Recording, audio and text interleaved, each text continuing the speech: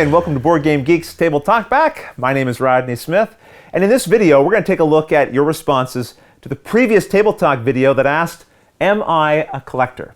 Now, if you didn't catch that initial video, please just check the description below and get caught up so that this video makes more sense.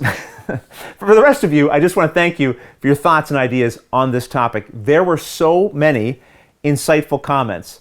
I can't possibly cover everyone's responses here, but I read every one, and hopefully I've taken a pretty good cross-section of them for us to look at. So let's get talking. Paulo Terca raised a point of view that was shared by many of the people who left comments.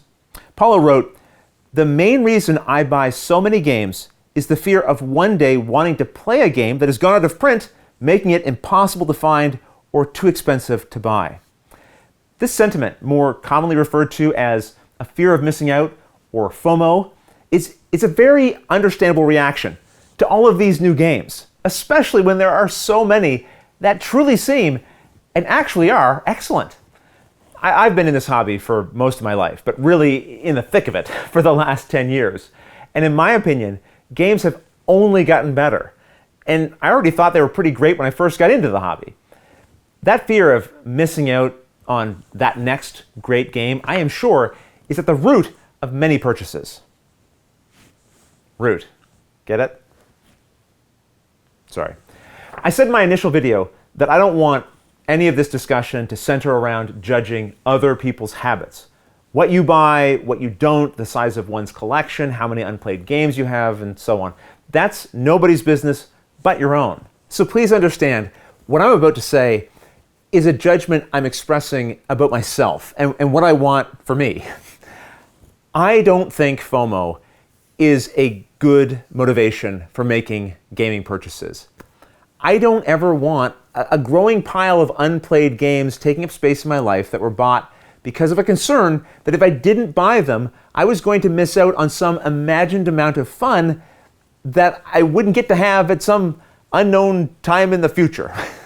Now, of course, many games we buy because we hope to have fun with them at some point later, but I think there's a tipping point where you find yourself with a growing pile of unplayed games, a pile that came from a motivation of purchasing them originally because we didn't want to miss out, we didn't dare miss out on the fun that they might offer. When then, after acquiring them, we're not actually playing them to have the fun that we were afraid of missing out in the first place because they're just, again, sitting in a pile somewhere.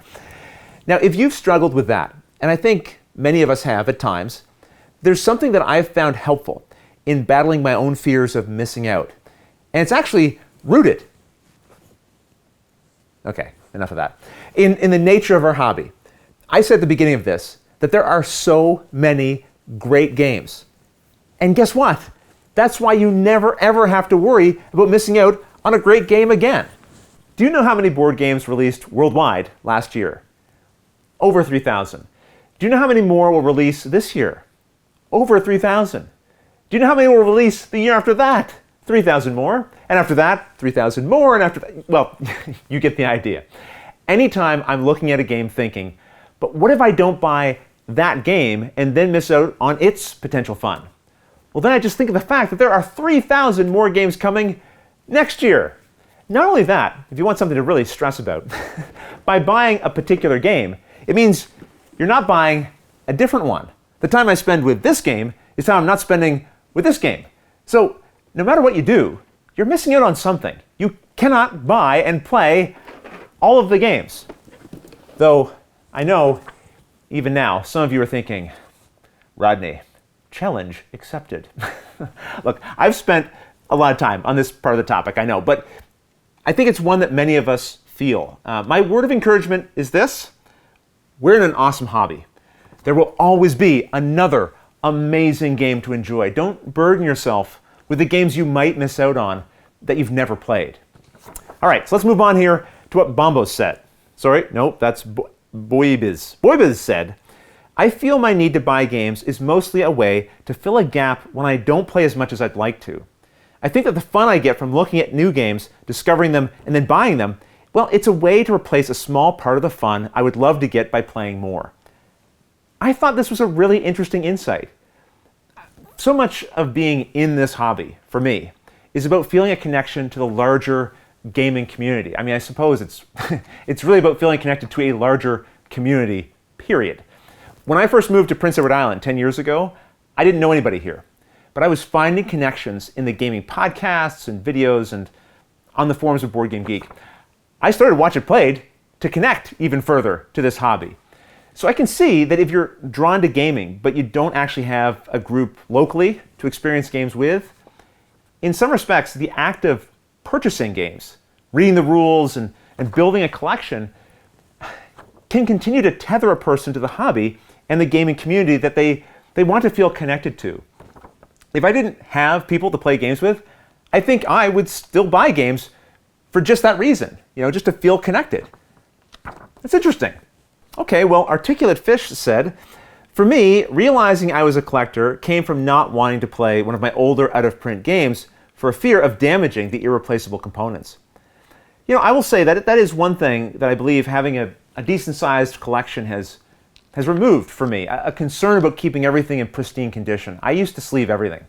I used to worry about every dent and ding on my cards, and now, again, I think because I know 3,000 more great games are coming next year, if anything, I don't mind now if my games look a little used, a little evidence that I'm actually playing them. I'm not building a museum here. And you know what? If that 1 in a million game of mine gets a card bent or a drink spilled on it, I think I just feel confident that, I'll find something else amazing to play.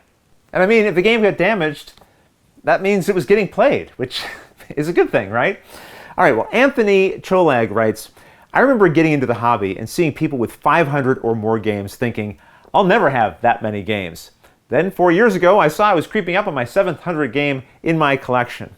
Finally, I did a variety of steps to get my collection back down, and one of them was a New Year's resolution to get my number of unplayed games down to 0. That meant either playing those games, selling them, or just donating them to get them out of my collection. I got my unplayed games down from 170 to about 35 that year. Anthony, I'm sure many watching here have experienced something similar, but what really resonated with me was your shifting of focus from acquiring new games to playing the new games you already had. That is the biggest change I made in my gaming habits of late. I made a list of how many unplayed games I had. I didn't want it to be an abstract idea any longer. I had a few over here, I had a few over there, but I wanted to know exactly how many I had. I wanted to know. And once I knew, I took a long, hard look at them, and I asked myself, which ones do I actually feel motivated to play? Any I was unsure about, I gave to Goodwill. I'm down to about 19 unplayed games. I didn't just give them all away, I actually focused on playing them. And my goal is that by the end of the year, I want to be down to 5 unplayed games. Due to the nature of my work, it's almost impossible for me to get down to 0, but I think 5 would be, very reasonable. That said, I haven't had only 5 unplayed games in my collection in a long, long time. So, well, we'll see. Dave Finkel writes, you hear a lot about how we consume differently nowadays, and I wonder if part of the issue is the feeling of expectation we get while waiting for a game to arrive. Many of us don't necessarily have time to get to our local game stores regularly, so I wonder if a hoarder mentality can come about from the experience of waiting for a box, receiving it, and then opening it.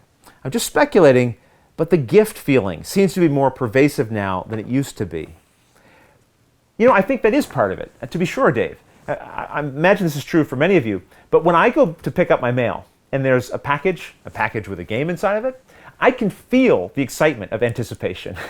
As an adult, I get to have the Christmas experience all year round as stocking stuffers get hung on the doorknob of my house by UPS, filled with games. And there may be something else at work here. You remember that distributor friend I had mentioned in the original video? Well, he told me about a sociologist, Juliet Schor, who proposed in her book that people today are overworked, so they surround themselves with leisure items that they will use when they eventually have time, rather than actually making time to use their leisure items now. Her examples were things like Winnebagos and motorboats, large cabins, and so on. But I think board games could be like that too. Basically, I think what she's saying is we're inclined to spend money on leisure in the absence of actually having time for leisure. I haven't read her book, so I'm probably butchering her point somewhat, but I feel like there's something there that rings true to me. Chris Riley wrote, "Some collecting is based on nostalgia. I have games that I played 30 years ago and I just want to have them, even if I won't ever play them again." Along with the fear of missing out, I think nostalgia might be the other thing that really drives collecting habits. I was hanging on to many games for that same reason. It's why I have this game. This was one of the first real serious games that I ever played, and it was amazing. And I've hung on to it for the sake of recapturing that feeling again someday. Actually, this is not the original copy. I got rid of my original copy, and then I started to have a longing for it again, and a kind viewer sent it to me. I broke this game out the other day. I was going to read the rules and maybe give it another play. Yeah, I cannot believe just how bad rulebooks used to be written. You think they're bad today. Woo-wee. I will never get this game played again. Nostalgia was tricking me into thinking I needed to hang on to this. And I think I have a solution for nostalgia. For games I loved at one time, but I know I will not be playing again, I'm just going to take a picture of them. So anytime I have that feeling of nostalgia, I can just look at the picture and I can remember all the fun I had playing that game. But Rodney, you say, then you can't play it. True. To that I say, I'm not playing it now. A picture will provide me with just as much gaming as this box is. But a picture would take up less space and it would give me more room on my shelves for a game that I would actually play. Okay, look, let's be honest here. I'm not actually going to get rid of this game. Not yet. Nostalgia it's a powerful force, and the way that I keep it at bay is by having one nostalgia-based game. All my other nostalgia games I got rid of, and I was able to do it because I knew if I was hanging on to this game and not getting around to playing it, then there was no way I was going to play any of those other ones. Also, if anyone out there has a pristine box for Ambush, let me know. I'd like to buy it because this one is getting kind of beat up. What am I saying? I don't need a new box for a game I'm not playing. You see, nostalgia, it's a very powerful, conflicting force. Just I'll put this down and stop thinking about it. All right.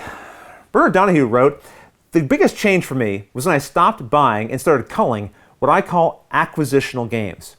Games that I realistically will not play without significant changes to my life. I think of them as buying clothes that don't fit, but will once I lose that 10 pounds.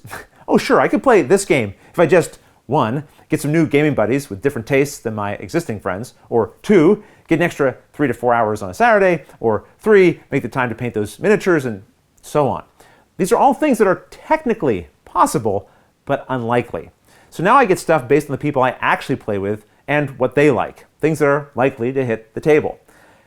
Again, I think for everyone it's going to be a little different, but I honestly believe that this is one of the best approaches. I took a long, hard look at my collection, game by game by game, and I didn't imagine every optimal situation which I could maybe get those games played.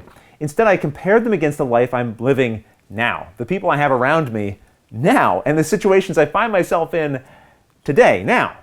Anything that didn't fit that, left the collection.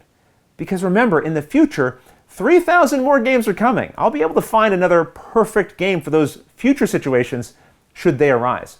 Now, the other factor I took into account was rulebooks. I've read and learned a lot of rules, but I don't really want a collection so big where realistically I can't remember the rules to most of my collection. If the majority of the games would require me relearning the game again, then many of those games are just not likely going to be played. And I realize this may sound a little self-serving, but it's true. If I've done a tutorial for a game, then that game is more likely to stay in my collection because it means I can fire up the video, put it on 2 times speed, and have it relearned in just a few minutes. Now, something else I realized is that this video has been focused quite a bit on the idea of managing some of our buying compulsions. But just know that the comments also had a sprinkling of other points of view, like this one from Will Be Plans. I buy what I want to buy and I sell what I sell without any regards to what other people might think.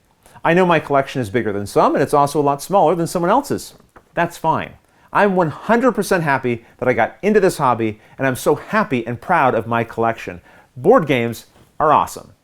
And I think that's an important part of all this too. Whether you have 5 games or 5,000, this discussion isn't meant to measure you against the ideals of someone else, certainly not mine.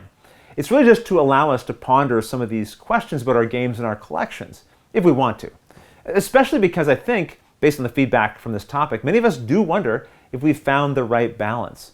I think Granville 4 here says it well. Collecting can be rewarding. I just think there needs to be an honest assessment of the opportunity cost. What other things am I missing out on by collecting something? Am I giving up space? Am I giving up time that could be spent on other activities? What about safety when collecting becomes hoarding? At the end of the day, I think it's valuable to run through honest assessments and self-reflections on why we do what we do and what we want for our lives. I think so too. And clearly, so do you, because so many hundreds of you wrote in on this topic. Thank you again for that. Thank you for sharing your insights and for being a part of this conversation and this hobby. If you have further ideas about what we discussed here, feel free to leave them in the comments below for us to read. And if you have any ideas about future Table Talk topics, feel free to suggest them and I'll see if they catch my interest. Also, remember to give this video a thumbs up and subscribe and click that little bell icon so you get a notification anytime we post a new video. But until next time, thanks for watching.